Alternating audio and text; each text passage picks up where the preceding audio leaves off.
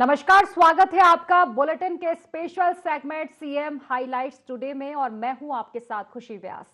देखिए हमारे साथ कि कैसे मुख्यमंत्री डॉक्टर मोहन यादव की पहले मध्य प्रदेश को बदल रही है। Mohan moves, MP improves.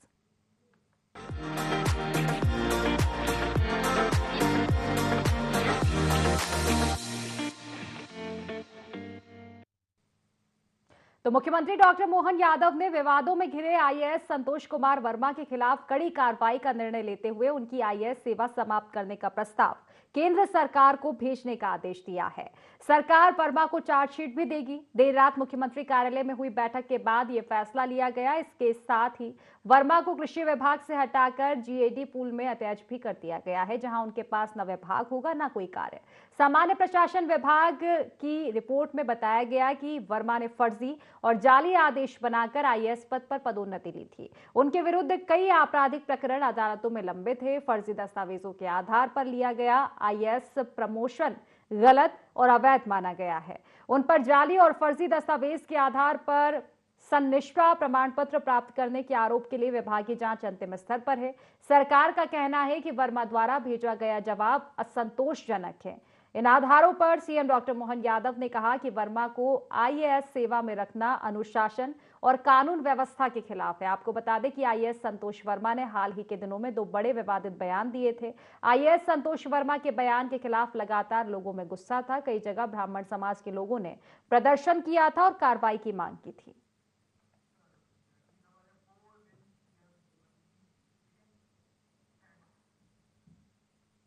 Madhya Pradesh की डॉक्टर मोहन यादव सरकार ने अपने 2 साल पूरे होने पर रिपोर्ट कार्ड पेश किया। कुशाभाऊ ठाकरे सभागार में हुई प्रेस कॉन्फ्रेंस में मुख्यमंत्री डॉक्टर मोहन यादव ने सरकार की उपलब्धियां गिनाई। मंच पर डिप्टी सीएम जगदीश देवड़ा और राजेंद्र शुक्ला के साथ ही बीजेपी प्रदेश अध्यक्ष हेमंत खंडेलवाल और बीजेपी मीडिया प्रभारी आशीष अग्रवाल भी मौजूद रहे। इस दौरान मुख्यमंत्री डॉक्टर मोहन यादव ने कहा कि सरकार ने विरासत और विकास को साथ जोड़ा है। कानून व्यवस्था मजबूत हुई, खासकर नक्सल इलाकों में। सीएम ने सबसे पहले नक्सल मुक्ति का जिक्र किया। बालाघाट, मंडला, डिंडौरी जैसे इलाके पहले छत्तीसगढ़ बॉर्डर पर नक्सलियों का गढ़ थे। वहां 17 पुलिस वालों की हत्या समांतर थाने कोर्ट के चलते थे, लेकिन अब तस्वीर उलट है। केंद्रीय गृह मंत्री अमित शाह की डेडलाइन से पहले ही एमपी नक्सल मुक्त हो गया। सरकार के गठन के साथ जो जो काम किए गए हैं, विभाग भी बहुत सारे हैं, योजनाएं भी बहुत सारी है और बहुत सारी योजनाओं में बहुत सारे क्षेत्रों में काम करने का प्रयास भी किया गया।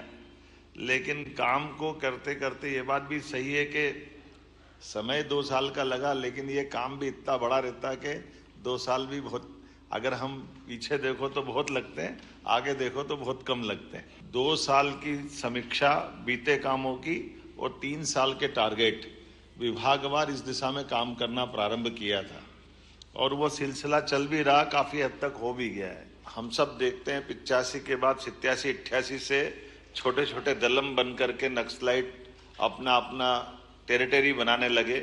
हमें गर्व है इस बात का कि माननीय प्रधानमंत्री ने तय किया और माननीय गृह मंत्री जी ने लगातार ध्यान दे करके, जो 35-37 साल पुरानी एक चुनौती थी 2-4 साल के समय में, और अब तो डेडलाइन डिसाइड की। सच में जब उनने डेडलाइन डिसाइड की कि मार्च 2026 तक नक्सल वाली मूवमेंट समाप्त कर देंगे, मैं अपने राज्य की दृष्टि से अगर देख के बताऊंगा तो आप सब जानते हैं हमारा भौगोलिक रूप से इतना बड़ा मंडला, बालाघाट, डिंडोरी का क्षेत्र, जिसमें रिजर्व फॉरेस्ट इतना बड़ा, ऐसे में 25, 30, 40 लोगों को खोज के निकालना यही चुनौती रहती। क्षिप्रा जी के जल में स्नान करने जो साधु संत सहित धार्मिक श्रद्धालु आए, उन्होंने गंभीर के पानी में स्नान किया। गंभीर क्षिप्रा जी से लगभग 20 किलोमीटर दूर से पानी लेके लिफ्ट करके आए और उसमें स्नान कराया।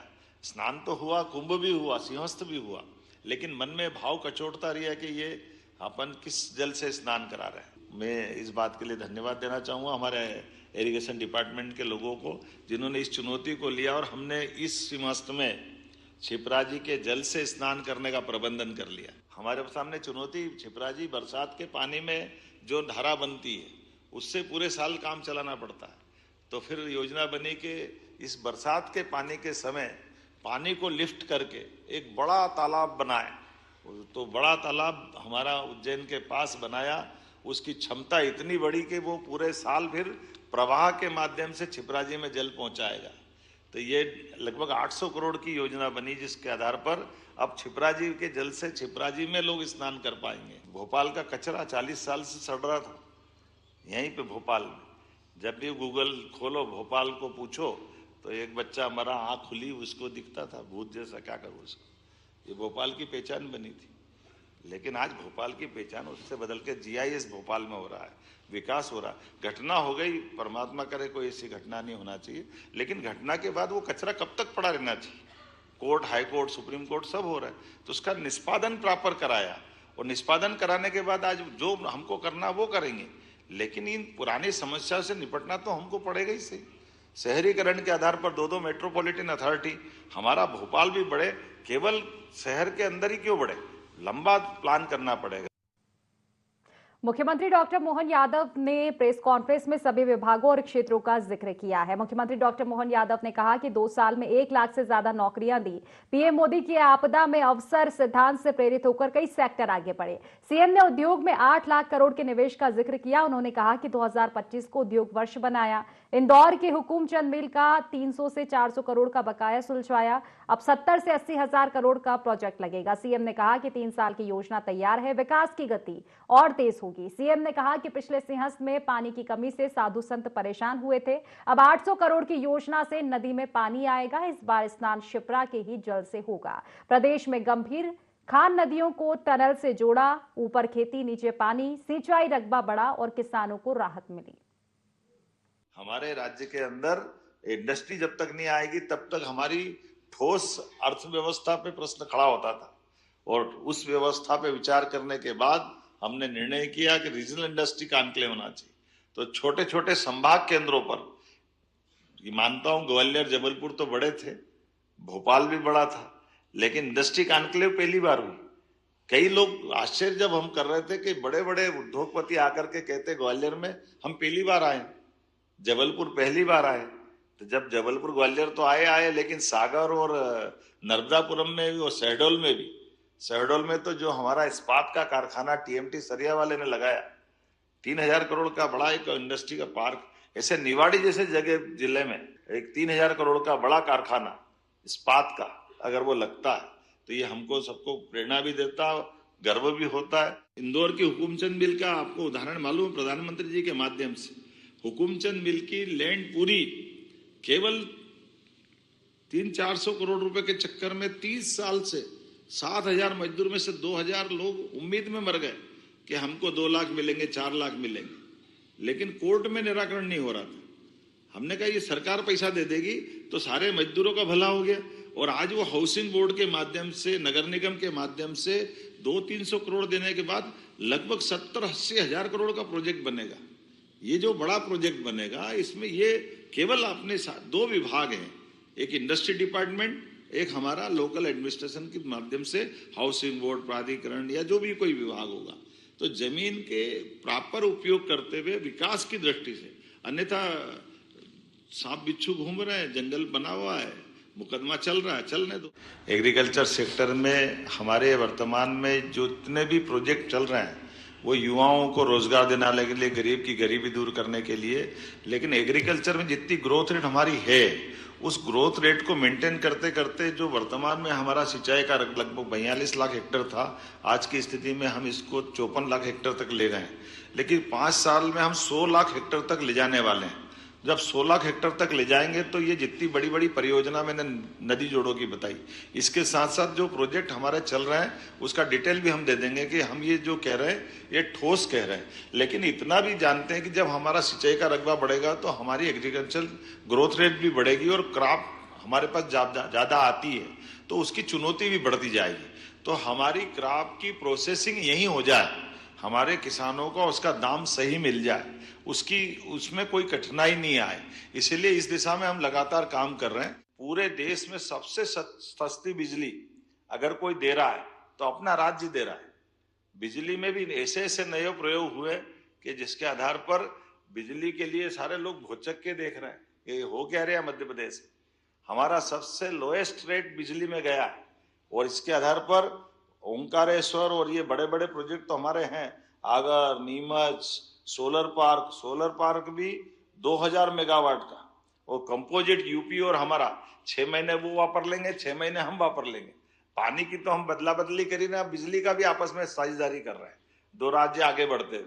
पंप स्टोरेज, अभी मैं जब ग्रीनको के लिए हैदराबाद में गया, तो हैदराबाद में जिस कंपनी में मैं गया और जिस कंपनी ने यहाँ लगभग 6,000 करोड़ का निवेश किया है पंप स्टोरेज, राज्य के अंदर सौहार्दपूर्ण संबंध आसपास का रहने का क्या परिणाम आता है बताना चाहूंगा।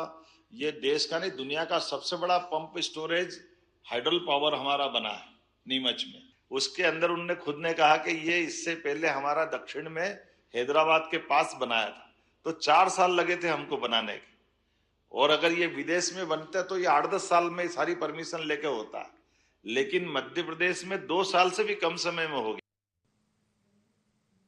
मुख्यमंत्री डॉक्टर मोहन यादव ने आज भोपाल से वीडियो कॉन्फ्रेंसिंग के माध्यम से झाबुआ जिले के समोई गांव में आयोजित श्री कृष्ण प्रणामी धर्म महोत्सव में वर्चुअल सहभागिता की। उन्होंने कहा कि धार और झाबुआ में भगवान श्री कृष्ण की स्मृतियों से जुड़े स्थानों को श्री कृष्ण पाथे में शामिल कर तीर्थ स्थलों के रूप में विकसित किया जाएगा। सीएम ने कहा कि झाबुआ निमाड़ क्षेत्र में आज आध्यात्मिक आनंद बरस रहा है। उन्होंने भगवान श्री कृष्ण के सर्वधर्म संभाव, समरसता और सनातन मूल्यों को याद करते हुए कहा कि प्रणामी संप्रदाय इन मूल्यों को जन जन तक पहुंचा रहा है। मुख्यमंत्री ने बताया कि 400 साल पहले सदगुरु देवचंद्र महाराज द्वारा स्थापित प्रणामी संप्रदाय आज आध्यात्मिक एकता, समाज सुधार और कृष्ण भक्ति का प्रकाश स्तंभ है। समोई में आयोजित कार्यक्रम स्थल पर संतों के साथ अनुसूचित जाति कल्याण मंत्री नागर सिंह चौहान, सांसद अनीता नागर सिंह चौहान और अन्य जनप्रतिनिधि उपस्थित रहे। सीएम ने सभी श्रद्धालुओं को धर्म महोत्सव की शुभकामनाएं देते हुए प्रदेश पर भगवान श्री कृष्ण और सदगुरुओं की कृपा बनी रहने की कामना की।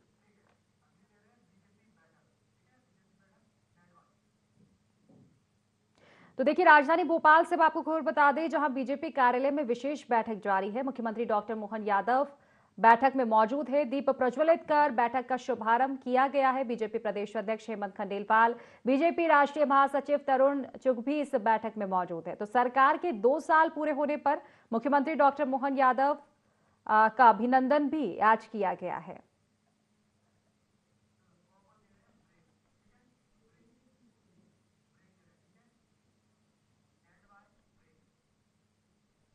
रुकेंगे छोटे से ब्रेक के लिए, जल्द हाजिर होंगे।